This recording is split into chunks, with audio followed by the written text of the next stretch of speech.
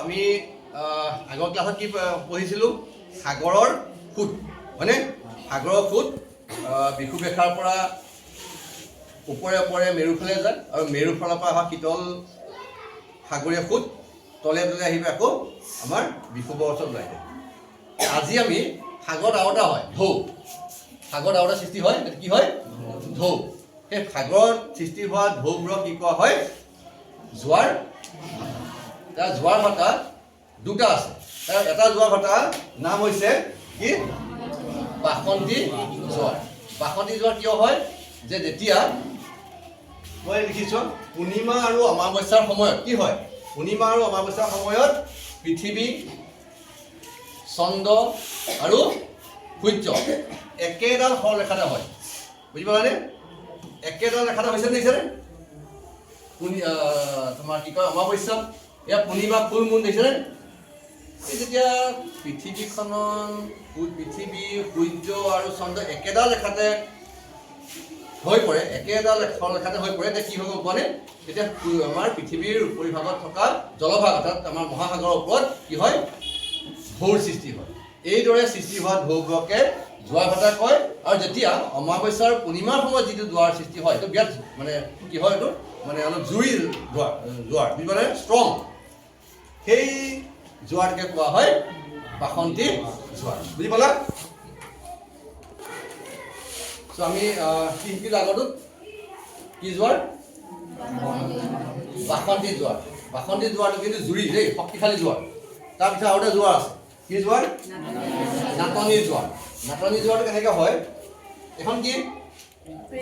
পৃথিৱী এইটো সূৰ্য পৃথিৱী আৰু এইটো চন্দ্ৰ মানে সূৰ্য পৃথিৱী আৰু চন্দ্ৰ এতিয়া সমকোণৰ সৃষ্টি কৰে মানে 90 ডিগ্ৰী হয়নে সমকোণৰ সৃষ্টি কৰে তেতিয়া চন্দ্ৰৰ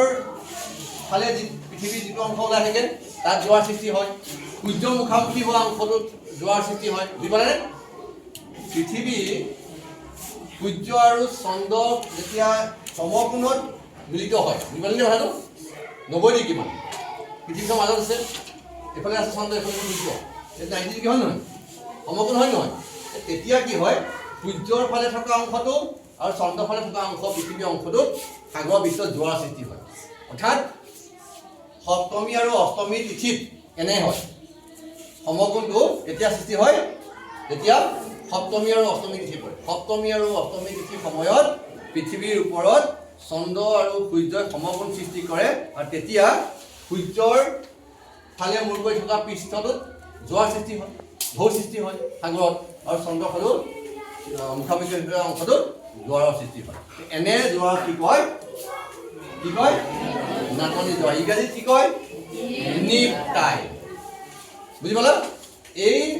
জোৱাৰ কিন্তু আগৰ কি জোৱাৰ আছিলে বাসন্তী জোৱাৰটোৰ দৰে শক্তিশালী নহয় কাৰণ কিয় আগৰ বাসন্তী জোৱাৰ কি আছিলে সূৰ্য চন্দ্ৰই কি কৰে একে সৰলৰেখাত অধিষ্ঠিত হয় এতিয়া জোৰটো বেছিকৈ টানে কিন্তু ইয়াত ইমান শক্তিশালী হ'ব নোৱাৰে এতিয়া শক্তিশালী জোৱাৰ কোনটো বাসন্তী জোৱাৰ নাটনি জোৱাৰ ইমান শক্তিশালী নহয় সেইটো আমাৰ পাৰ্থক্য হ'ব বুজি পালা তই কচোন বাসন্তী জোৱাৰ আৰু নাটনি জোৱাৰ আমি বিষয়ে পঢ়িলোঁ আমি কিছু স্মাৰ্ট বৰ্ডো দেখালোঁ এতিয়া তই মোক কচোন বাসন্তী জোৱাৰ নাটনি জোৱাৰৰ পাৰ্থক্যটো কচোন বাসন্তী জোৱাৰ শক্তিশালী হয় আৰু নাটনি জোৱাৰ ইমান শক্তিশালী নহয় অঁ ঠিক আছে 3 ষ্টাৰ্ট তই কচোন তই প্ৰথম কচোন বাসন্তী জোৱাৰ কেতিয়া সৃষ্টি হয় কচোন পূৰ্ণিমা আৰু অমাৱস্যাত বাসন্তীৰ সৃষ্টি জোৱাৰ সৃষ্টি হয় অঁ ঠিক আছে যা